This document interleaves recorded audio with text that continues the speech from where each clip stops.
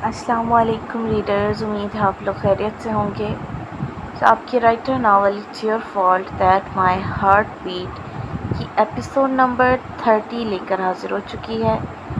हम हमारी आज के एपिसोड को शुरू करते हैं, लेकिन उससे पहले आप लोगों ने एपिसोड को लाइक करना है, कमेंट में बताना है आपको एपिसोड कैसी लगी। अगर आपने अभी तक चैनल को सब्सक्राइब नहीं किया तो कर लें, ताकि नई आने वाली एपिसोड आपको मिल जाएं।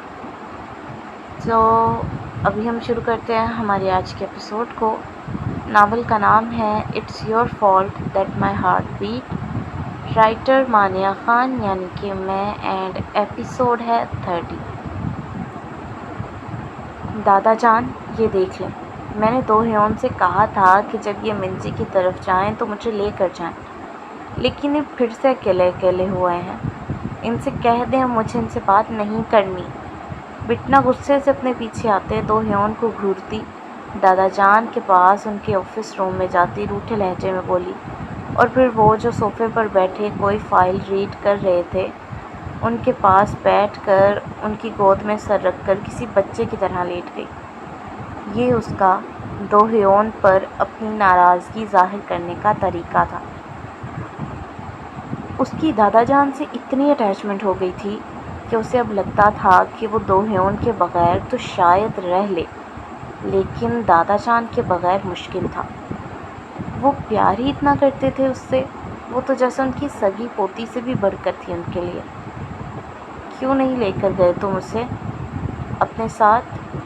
दादा जान ने फाइल साइड पर रखते अपनी नज़रों का जाविया दो ह्योन की जानिब किया, जबकि साथ साथ वो बिटना के कंधे पर थपकियां दे रहे थे। दादा जान, मैं जानबूझकर उसे छोड़कर नहीं गया था। वो तो सब लोगों का यूनी से ही जाने का प्लान बन गया। आप ही बताएं, मैं इसे कैसे लेकर जाता? ये तो आपके साथ ऑफिस में थी। दो ह्योन ने अपनी सफाई दी। जो भी हो, मैं फिर भी नाराज़ हूँ, और इसलिए मुझे नहीं करनी बात। वो अभी भी नाराज़ थी। ठीक है, मर्ज़ी है तुम्हारी, ना करो बात। मैं तो तुम्हें मिंजी की तरफ ले जाने का सोच रहा था, क्योंकि मिंजी भी तुम्हें मिस कर रही थी। अब तुम मुझसे नाराज़ हो तो मेरे साथ मिंजी के घर भी नहीं जाओगी? दो ह्योन ने मुस्कुराहट छुपाते लहजा थोड़ा अफसुर्दा बनाते कहा। दादा जान तो उसकी चालाकी समझ गए थे, लेकिन बिटना उसकी बातों में आ गई थी। तभी जल्दी से सीधी होकर बैठी।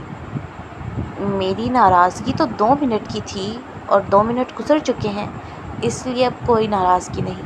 अब तो हम जा सकते हैं मिंजी के घर, वो पुरजोशी और खुशी से बोली। तो दो ह्योन मुस्कुराया।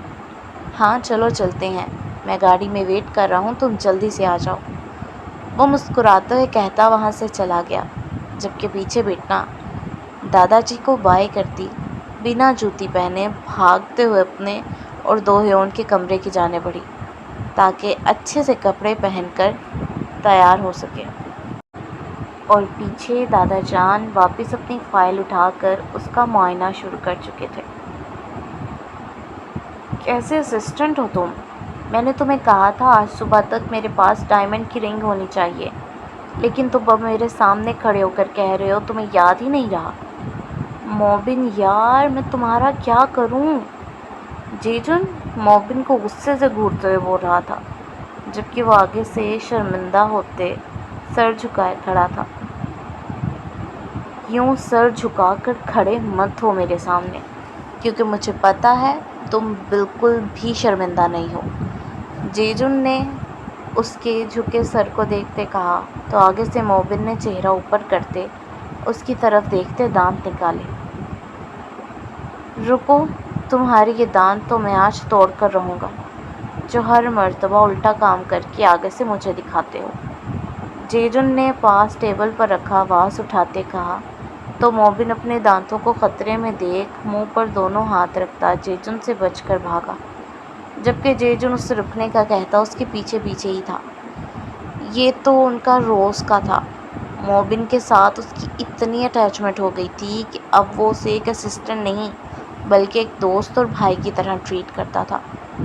वो दोनों ऐसे ही एक दूसरे के आगे पीछे भागते लॉन में चले गए थे। अभी मोबिन उसके हाथ लगने ही लगा था کہ کسی کی جانی پہچانی آواز میں اس کے نام کی پکار اس کے کانوں کی سماعت کو چھو کر گزری۔ آواز سنتے ہی جیجن کی آنکھوں میں بے یقینی آئی اور ہاتھ سے واز خود بخود نیچے گرتا کئی ٹکڑوں میں بٹ گیا۔ بے یقینی کے سبب اس سے ہلنا بھی مشکل تھا کہ وہ پلٹ کر آنے والی شخصیت کو دیکھ لیتا۔ موبن تو جلدی سے اپنے کپڑے ٹھیک کرتا ایکٹیو ہو گیا اور پھر تھوڑا سا جھک کر آنے والے کو ویلکم کیا۔ کیا بات ہے؟ کیا مجھ سے ناراض ہو جو مجھے دیکھ نہیں رہے؟ پھر سے آنے والے کی آواز وہاں ابھری اور جیجن کی آنکھوں میں آنسو آ گئے۔ موم؟ اس کے ہونٹوں نے بنا آواز پیدا کیے آنے والے کو پکارا۔ ہمت کرتے اس نے پلٹ کر دیکھا تو مسکراتے ہوئے وہ اسے ہی دیکھ رہی تھیں۔ وہ بالکل ویسی ہی تھیں جیسی یہاں سے جاتے وقت تھیں، بلکہ اب وہ اور بھی پیاری لگ رہی تھیں۔ دیکھنے میں وہ بالکل بھی اس کی موم نہیں لگتی تھیں، بلکہ وہ اس کی بڑی بہن لگتی تھیں۔ ملو گے نہیں مجھ سے؟ انہوں نے باہیں پھیلائے کہا۔ جیجن کے لیے یہ لمحہ ناقابل قبول تھا۔ اسے لگ رہا تھا وہ کوئی خواب دیکھ رہا ہے۔ پورے 2.5 سال بعد وہ انہیں سامنے سے دیکھ رہا تھا۔ پہلے تو سوچا انہیں ناراضگی جتائے، لیکن پھر دل میں ہلچل سی مچی اور اس نے اپنے قدموں کو حرکت دی۔ اس نے ابھی 2 قدم ہی ان کی جانب اٹھائے تھے کہ اس کی موم کا فون بجنے لگا۔ انہوں نے بازو نیچے کرتے اپنے بیگ سے فون نکالا اور یس کرنے سے پہلے جیجن کو دیکھا۔ میں یہ کال اٹینڈ کر لوں؟ ہم پھر اچھے سے ملتے ہیں، وہ مسکرا کر کہتی کال یس کرتے فون کان کے ساتھ لگا کر اندر بڑھ گئیں، جبکہ جیجن وہیں اپنی جگہ جم کر رہ گیا تھا۔ کئی آنسو ایک ساتھ اس کی آنکھوں سے گرے۔ موبن جو اسے ہی دیکھ رہا تھا، اسے بھی جیجن کے لیے برا لگ رہا تھا۔ وہ لمبا چوڑا نوجوان کیسے بچوں کی طرح رو رہا تھا۔ اس نے آگے ہوتے اپنی جیب سے رومال نکال کر اس کے سامنے کیا، جس پر جیجن نے پہلے اسے اور پھر رومال کو دیکھا۔ نہیں چاہیے، شکریہ، وہ بے دردی سے اپنے آنسو ہاتھوں کی ہتھیلیوں سے صاف کرتا بولا اور گھر کے اندر جانے کے بجائے اپنی ہیوی بائک لے کر باہر چلا گیا، کیونکہ اسے ابھی تنہائی چاہیے تھی۔ اس کا کب سے فون رنگ کر رہا تھا، لیکن وہ بے پرواہ بنا اسے اگنور کر رہا تھا۔ وہ اس وقت وائن کلب میں تھا اور وائن پیتے اپنے اندر کی گھٹن کو کم کرنے کی کوشش کر رہا تھا۔ فون کے بار بار بجنے پر اسے غصہ آیا تو اس نے فون اٹھا کر پھینکنا چاہا، لیکن تبھی اس کی نظر فون کی اسکرین پر چمکتے نام ہارٹ بیٹ پر گئی۔ اس کے تنے ہوئے اعصاب ڈھیلے پڑے اور آنکھوں میں غصے کی جگہ نرمی نے لے لی۔ کہاں ہو تم؟ مجھے کہا تھا آ رہے ہو اور 2 گھنٹے گزر گئے ہیں، لیکن تم آنا تو دور فون بھی نہیں اٹھا رہے۔ فون پک کرتے اس نے جیسے ہی کان کے ساتھ لگایا، منجی کی ناراضگی اور غصے سے بھری آواز جیجن کے ہونٹوں پر ہلکی سی مسکراہٹ لے آئی۔ میرا انتظار کر رہی تھی؟ اس نے پوچھا، جبکہ اس کے عجیب سوال پر منجی کو اور غصہ آیا۔ نہیں، انتظار نہیں کر رہی تھی، میں تو بس ویسے ہی گھڑی کو بار بار دیکھ رہی تھی کہ پتہ کر سکوں گھڑی صحیح سے کام بھی کرتی ہے یا سیل ختم ہو گئے ہیں، منجی نے آگے سے غصے سے کہا، جس پر وہ پھر سے مسکرایا۔ مجھے تم سے اسی لیے محبت ہے کیونکہ تم واحد انسان ہو جسے میری پرواہ ہے، جو میرا انتظار کرتی ہے۔ بات کرتے کرتے جیجن کا لہجہ بھیگ گیا۔ اس کے بھیگے لہجے کو محسوس کرتے منجی کا غصہ ٹھنڈا ہوا اور اب چہرے پر پریشانی تھی۔ جیجن، کیا بات ہے؟ تم ٹھیک ہو نا؟ کہاں ہو تم؟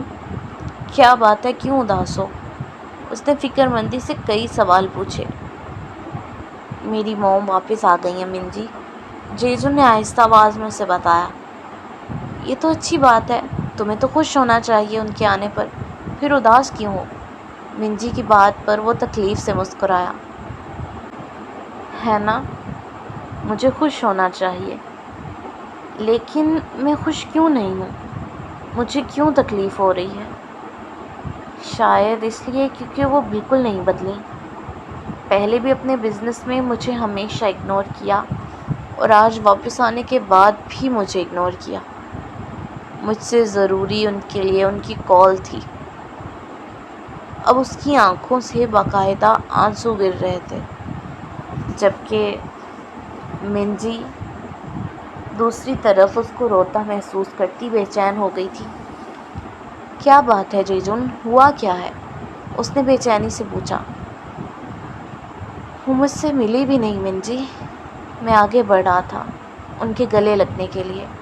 مجھے ان کو محسوس کرنا تھا، ان کی ممتا کو محسوس کرنا تھا مجھے۔ انہیں جی بھر کر دیکھنا تھا، لیکن ان کو کال آ گئی اور وہ مجھے وہیں چھوڑ میرے بڑھتے قدموں کو روک کر چلی گئیں۔ اب اس کی ہچکیاں بھی اس کی بات میں شامل تھیں۔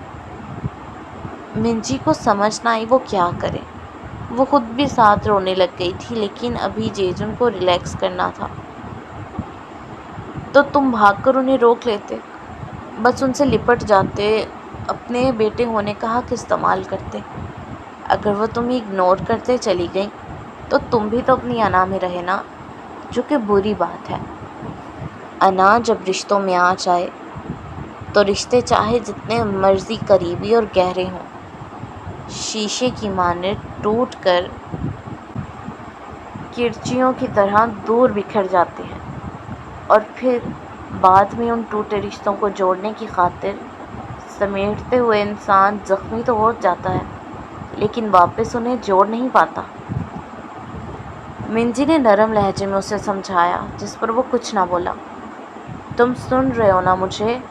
اب چلو واپس جاؤ اور جا کر انہیں گلے لگاؤ، انہیں بتاؤ تم نے انہیں کتنا مس کیا، انہیں جی بھر کر دیکھو، ان کا ماتھا چومو، انہیں محسوس کرو۔ منجی اس کی خاموشی پر پھر سے بولی، کیا میں سچ میں ایسا کروں؟ اس نے کسی بچے کی طرح پوچھا۔ ہاں بالکل، اور جتنا ہو سکے ان کے ساتھ وقت گزارو۔ اگر وہ کہیں جانے کی کوشش کریں تو روب سے روکو، کیونکہ تم ان کے بیٹے ہو۔ بلکہ یونی سے بھی 1-2 دن کا آف لے لو۔ چاہو تو مجھے بھی کال نہیں کرنا، ابھی صرف انہیں وقت دو، کیونکہ یہ وقت، یہ لمحے قیمتی ہوتے ہیں، پھر پلٹ کر نہیں آتے۔ منجی نے اسے اور مشورے دیے، جس پر وہ کھل کر مسکرایا۔ آئی لو یو میری جان، میں ابھی جاتا ہوں ان کے پاس۔ شکریہ میرا موڈ ٹھیک کرتے، مجھے صحیح غلط بتانے کے لیے۔ وہ خوشی سے بولا تو منجی بھی بے ساختہ مسکرائی۔ کہاں چلے گئے تھے تم؟ میں واپس آئی ہوں اور تم گھر سے غائب ہو گئے۔ وہ گھر واپس آیا تو سامنے ہی لاؤنج میں ٹہلتی اس کی موم اسے دیکھتے اس کی جانب آتی بولی، جبکہ جیجن نے بنا کوئی جواب دیے آگے بڑھتے انہیں گلے لگایا تھا، اور اس طرح لگایا تھا کہ جیسے اسے ڈر ہو وہ پھر سے اسے چھوڑ کر چلی نہ جائیں۔ اوہ کیا ہو گیا ہے تمہیں جیجن؟ اتنا پیار کیوں آ رہا ہے مجھ پہ؟ انہوں نے مسکراتے ہوئے پوچھا اور اس کی کمر کے گرد اپنے بازو ڈال کر اس کے کندھے سے سر ٹکایا۔ وہ کتنا بڑا ہو گیا تھا۔ جب چھوٹا تھا تو وہ اسے گود میں اٹھا کر اپنے کندھے سے لگاتی تھی، جبکہ اب اس کے ساتھ کھڑی وہ خود اس کے کندھے تک آ رہی تھیں۔ اوما موگو سے پیو، آئی مس یو موم، اس نے بے حد محبت سے کہا تو اس کی موم کی مسکراہٹ گہری ہوئی۔ نادو بوگو سے پیو، آئی مس یو ٹو، انہوں نے محبت سے کہتے تھوڑا دور ہو کر اس کے گال چومے، جبکہ جیجن نے پھر سے انہیں گلے لگا لیا۔ وہ اس وقت 5 سال کا بچہ بنا ہوا تھا، جس سے بس اپنی موم چاہیے تھی۔ تمہیں پتہ ہے تمہارے ڈیڈ بھی آ رہے ہیں، انہوں نے ویسے ہی کھڑے ایک ہاتھ سے اس کی کمر جبکہ دوسرے سے اس کی سلکی بال سہلاتے بتایا۔ کب آئیں گے؟ ان کی گردن میں چہرہ چھپائے اس نے پوچھا۔ شاید آج رات تک آ جائیں، نرمی سے بتایا۔ میں آج رات آپ دونوں کے ساتھ سوؤں گا۔ اس کی فرمائش پر وہ ہنس دی۔ تم ہماری پرائیویسی ڈسٹرب کرنا چاہتے ہو؟ انہوں نے شرارت سے پوچھا، جس پر جیجن نے اسی پوزیشن میں کھڑے ہاں میں گردن ہلائی، جس سے انہیں گدگدی ہوئی اور وہ کھلکھلا کر ہنسی۔ بہت شرارتی ہو گئے تم، وہ ہنستے ہوئے بولیں، جبکہ جیجن کچھ نہیں بولا۔